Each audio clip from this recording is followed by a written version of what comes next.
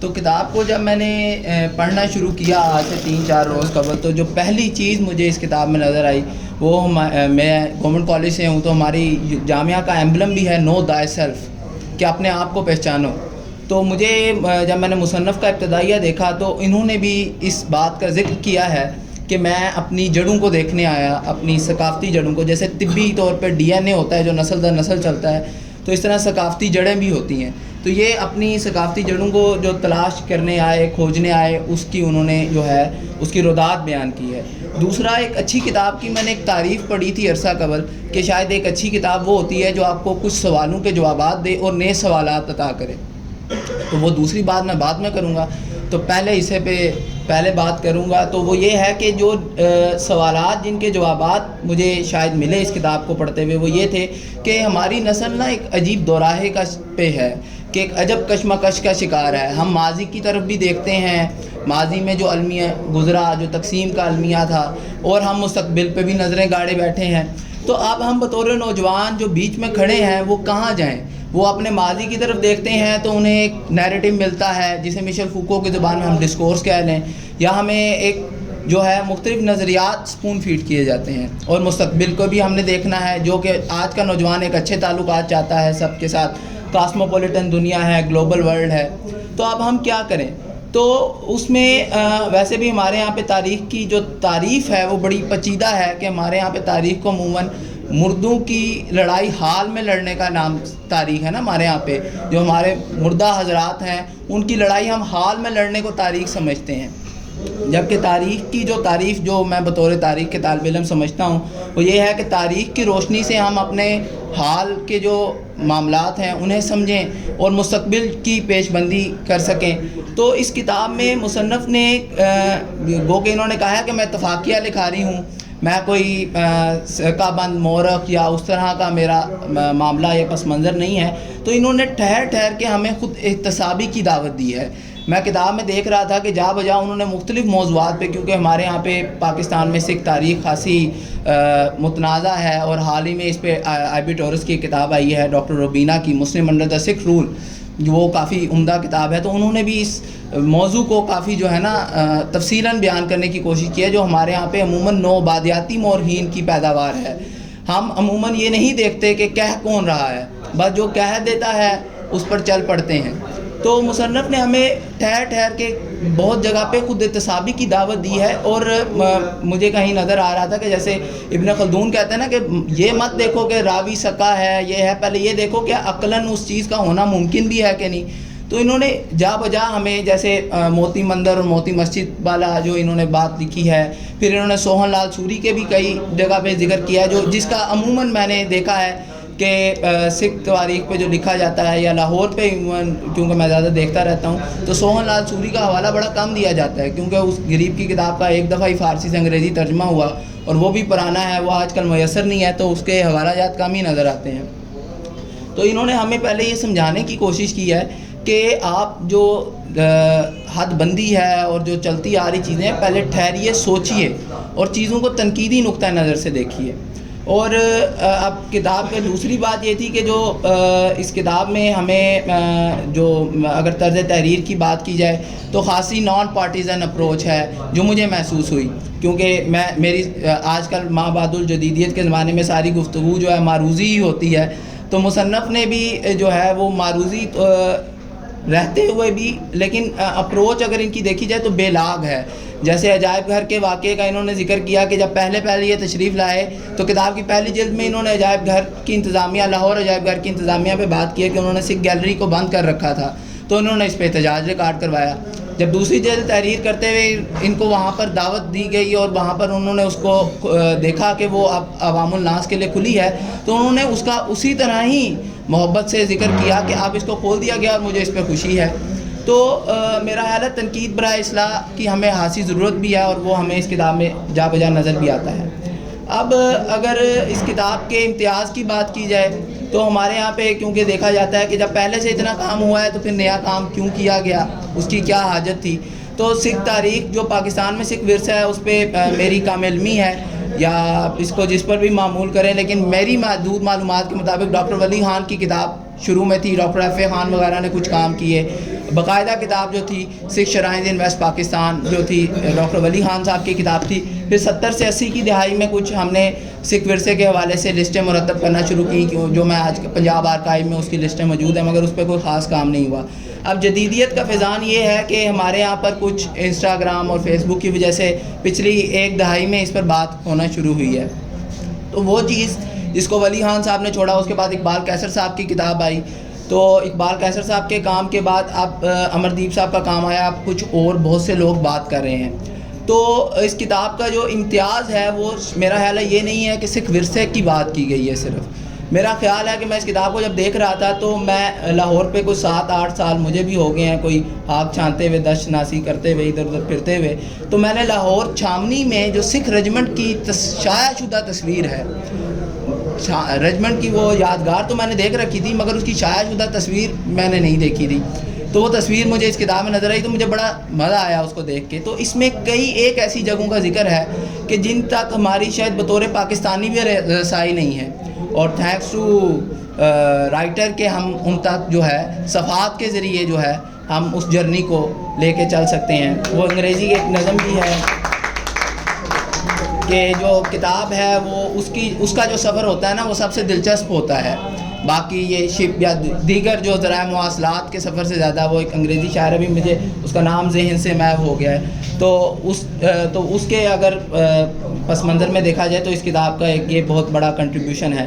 دوسرا, میں آج کل سمجھتا ہوں کہ پاکستان میں جو اردو میں کتابیں شائع ہوتی ہیں, اب کتاب کا ترجمہ جو مترجم جہاں موجود ہیں, کتاب مصنف نے جو تحریر کی اس کا بیان تو بڑا سادہ اسلوب ہے, سہل ہے. میرا خیال ہے انہوں نے ترجمے میں بھی اس چیز کو کافی اچھے طریقے یا عمدگی سے نبھایا ہے. کتاب میں ہمیں جارگنز نہیں ملتے, کوئی ایسی لفاظی نہیں ہے. میں نے انگریزی متن بھی دیکھا ہے, تو میں نے خصوصی طور پہ سوچا کہ انگریزی متن کے ساتھ ذرا تقابل کر کے دیکھیں, کوئی 1-2 پہلو میں نے کہا دیکھنے چاہیے. تو جب میں نے انہیں دیکھا تو مجھے بڑا مزہ آیا کہ انگریزی متن بھی جس طرح سہل ہے, روانی ہے, تو اردو میں بھی اسی طرح ہی ہے. اور ہمارے یہاں پہ ایک جو اردو ترجمے میں ایک عرصہ قبل روایت رہی ہے, جب ہمارے یہاں پہ روسی ادب کا یا ترجمے کیے گئے تھے, تو جو ہمارے اس وقت کے ادیب تھے تو وہ کیا کرتے تھے کہ کہانی کا مرکزی خیال لے لیتے تھے اور اس کو دوبارہ سے اس کی بنت کرتے تھے. تو مجھے کہیں محسوس ہوا کہ ترجمے میں انہوں نے یہاں کی جو ہے روایات کے مطابق جو یہاں پہ مروج اصطلاحات ہیں انہیں اپنانے کی کوشش کی ہے, اور آخر میں لغت کے ذریعے جو دوسرا نقطہ نظر تھا مصنف کا اسے بھی بیان فرما دیا ہے.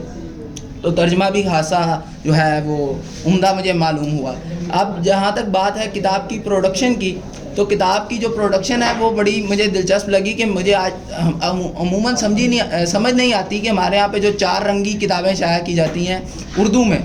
ان کا معاملہ کیا ہوتا ہے. انگریزی میں تو سمجھ میں آتا ہے, ان تصاویر کو اس عمدگی سے شائع کیا جاتا ہے کہ وہ متن کے ساتھ جو ہے نا وہ کنٹریبیوٹ کر رہی ہوتی ہیں, ہماری سمجھ میں اضافہ کر رہی ہوتی ہیں. مگر عموماً ہمارے یہاں پہ جو روایت ہے کہ اردو میں جو 4 رنگی کتب شائع ہوتی ہیں اس میں تصاویر ہوتی ہیں, وہ تصاویر زیادہ تر بے معنی لگتی ہیں. ان کا کتاب کے مرکزی موضوع سے شاید تعلق ہو بھی, تو اب میں بادشاہ مسجد کی ایک تصویر کیوں دیکھوں گا 2024 میں بیٹھ کے جب میرے پاس گوگل میسر ہے. مگر اس کتاب میں جب میں نے تصاویر دیکھی تو ظہور صاحب کی, تو جنہوں نے فکشن ہاؤس نے اس پہ کنٹریبیوٹ کیا, مگر مجھے لگتا ہے کہ کام کرنا ایک چیز ہے اور کام کروانا دوسری بات ہے. تو فیضان صاحب نے کافی میرا خیال ہے ان کے ساتھ وقت صرف کیا ہے ان تصاویر کو شائع کروانے میں, کیونکہ یہ تصاویر کافی اچھی چھپی ہیں, اور متن میں جو جا بجا حوالے دیے گئے ہیں کہ یہ اب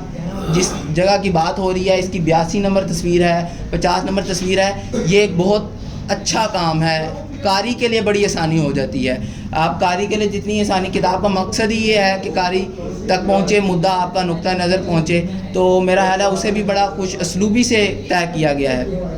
باقی اس کتاب میں کو پڑھتے ہوئے جہاں تک اس کے ماخذ کی بات ہے, تو کیونکہ یہ ایک سفری روداد ہے, تو اور مصنف نے بتایا بھی ہے کہ وہ مورخ نہیں ہے, اور میرا خیال ہے جو انہوں نے کہیں جو تنقیدی زاویہ دیا ہے وہ شاید ہے بھی اس وجہ سے کہ یہ کوئی سکہ بند مورخ یا لکھاری نہیں ہے. کیونکہ ہمارے یہاں پہ جب وہ ہوتے ہیں تو ہم پہلے ہی حد بندی کر لیتے ہیں, کیونکہ ہمارے یہاں پہ ایک ستم یہ بھی ہے کہ تاریخ جو ہے وہ جغرافیہ کی بجائے مذہب کے لینس سے دیکھی جاتی ہے. ہمارے یہاں پہ جو ہے نا مذہب کے ساتھ جوڑ کے تاریخ کو دیکھا جاتا ہے, تاریخ ہوتی جغرافیہ کے ساتھ ہے. تو اس کے وجہ سے بھی شاید وہ ان کے اوپر وہ بوجھ نہیں تھا, ان چیزوں کا تو وہ بات جو ہے بلا گفتگو کر پائے. دوسری بات اس کتاب میں دیکھ رہا تھا کہ یہ کتاب صرف عمارات کا نوحہ نہیں ہے، گرتی ہوئی عمارات کا، بلکہ مجھے اس کتاب میں ایک جو چیز محسوس ہوئی وہ یہ تھی کہ اس کتاب میں جو اورل ہسٹری کی ٹیکنیک کو اپنایا گیا ہے وہ بڑی عمدہ ہے. جیسے ایک گردوارے کا اگر میرا نام غلط نہ لوں تو وہ گردوارہ تھوہا حالسہ میں ایک 88 سالہ بزرگ نے ایک اپنا ایک منظر بیان کیا ہے کہ جب 25 سکھ خواتین نے کنویں میں چھلانگ لگائی تھی. ہم عموماً جو تاریخ کے طالب علم ہوں، میں خود تاریخ کا طالب علم ہوں، تو میں عموماً دیکھتا ہوں کہ لوگ کہہ دیتے ہیں کہ تقسیم ہوئی 10 لاکھ لوگ مر گئے. تو یہ کہنا بڑا آسان ہوتا ہے کہ اتنے لوگ مر گئے، یہ ہو گیا وہ ہو گیا. ایک لمحہ ٹھہریں، رکیں اور سوچیں، اس منظر میں جائیں کہ تاریخ کی سادہ تعریف یہ کی جاتی ہے نا، ٹو ریکنسٹرکٹ دی پاسٹ. اس میں امیجینیشن ہے، چشم تصور میں جانا ہے. تو میں ایک وقت جب اس باب کو پڑھ رہا تھا تو میں وہاں کھڑا سوچ رہا تھا کہ جب اس 88 سالہ بابا وہ یہ بیان کر رہا تھا کہ جب ان سکھ خواتین کو کنویں میں پھینکا گیا یا وہ کودیں، تو وہ کہتا ہے کہ میں اس گناہ میں شریک نہیں تھا، مگر میں آج کھڑا خود سے یہ سوال کرتا ہوں کہ میری اخلاقی پوزیشن کیا ہے، یا میں خود آج نا اس بوجھ کا شکار ہوں، میں اس سے نکل نہیں پاتا. تو یہ چیز اس بیان کو پڑھتے ہوئے تو مجھے لگ رہا تھا کہ ہمارا اب دیکھیں جب ہم تاریخ کی بات کرتے ہیں تو وہ حال سے ہمیشہ متعلق ہوتی ہے. تو ہمارے ہاں آج جو ہجوم کی نفسیات ہے کہ تقسیم کے وقت ایسی کیا ہوا چل پڑی، جیسے امرتا پریتم نے لکھا تھا نا کہ ایسا کیا ہوا کہ ہر طرف جو ہے لہو سے بھر گئی چناب، یا ہر طرف جو ہے لاشیں نظر آنا شروع ہوگی، کال کے ہمسائے ایک دوسرے کے گلوں پہ چھریاں چلانا شروع ہو گئے. جس جگہ ہم آج بیٹھے ہیں، گوپال متل نے اپنی کتاب میں لکھا ہے کہ وہ یہیں پر بیٹھے تھے، تقسیم تھی، تو ان کا دوست آیا تو انہوں نے کہا کہ نکالو چھری. تو وہ بات کر رہے تھے تو انہوں نے کہا کہ میرا ایک سکھ دوست آیا، تو میں نے اسے تقسیم کے 2-3 دن کے بعد کی بات ہے کہ 14 اگست کی رات گزر چکی تھی. وہ کہتے ہیں کہ اگر تم 3 دن پہلے مجھے دکھ جاتے، تو ان کا ایک مسلمان دوست انہیں بتا رہا تھا، بھاری علیگ بھی بیٹھے ہوئے تھے، تو انہوں نے کہا کہ تم 3 دن پہلے مجھے مل جاتے تو شاید میں تمہارے گردن پہ چھری چلا دیتا، مگر اب جو ہے مملکت خداداد جو ہے وہ بن چکی ہے، تو اب ایسا نہیں ہے. تو وہ ہجوم کی نفسیات کو سمجھنے کی ضرورت ہے کہ ایسا کیا ہوا کہ آن کی آن میں جو ہے سب کچھ بدل گیا. تو وہ 88 سالہ بابے کا جو بیان ہے، میرا خیال ہے وہ ہمیں غور کرنے کی دعوت دیتا ہے. اور جو آج کل ہسٹری کا ایک نیو ڈسپلن ہے، ہسٹری آف ایموشن، تو وہ را باڈیز وغیرہ کا اس پہ کام ہے، تو وہ بتاتے ہیں کہ کس طرح جو ہے ہم تاریخی واقعات سے جذبات کو ایکسٹریکٹ کرتے ہیں. تو مجھے جو اورل ہسٹری کی ٹیکنیک میں اس میں جا بجا بیانات ہیں، مجھے لگتا ہے کہ وہ ہمیں بہت سے نئے پہلو تحقیق کی نئی راہیں کھولتے ہیں. تو اس کتاب کا کنٹریبیوشن بہت سے ڈیفرنٹ ڈسپلن میں ہو سکتا ہے، اور شاید میں چاہوں گا کہ بطور ایک ادنا سے قاری اس کتاب کے کہ اس جرنی کو، اس سفر کو ضرور آگے بڑھانا چاہیے. کیونکہ میں اس کتاب کو ختم کرنے کے بعد ان کی دوسری جرنی دیکھ رہا تھا جو آپ نے بابا نانک کی اداسیوں کے اوپر ڈاکومنٹریز بنائی، جو کہ خاصی عمدہ ڈاکومنٹری تھی. تو میرا خیال ہے کہ میں کافی زیادہ بول گیا ہوں تو میں اپنی گفتگو کو یہاں پہ ہی محدود کروں گا، اور شکریہ ادا کرنا چاہوں گا مصنف کا بھی، ناشر کا بھی، فیضان نقوی صاحب کا جن کے طفیل ہم یہاں بیٹھے ہیں، اور باقی دیگر حاضرین کا، اور اپنے اساتذہ کا جنہوں نے میری اتنی گفتگو کو برداشت کیا. بطور طفل مکتب یہ چند گزارشات تھیں، تو میرا حال ہے میں نے کافی وقت لے لیا. بہت شکریہ آپ کا، مصنف کا اور ناشر دونوں کا. جزاک اللہ.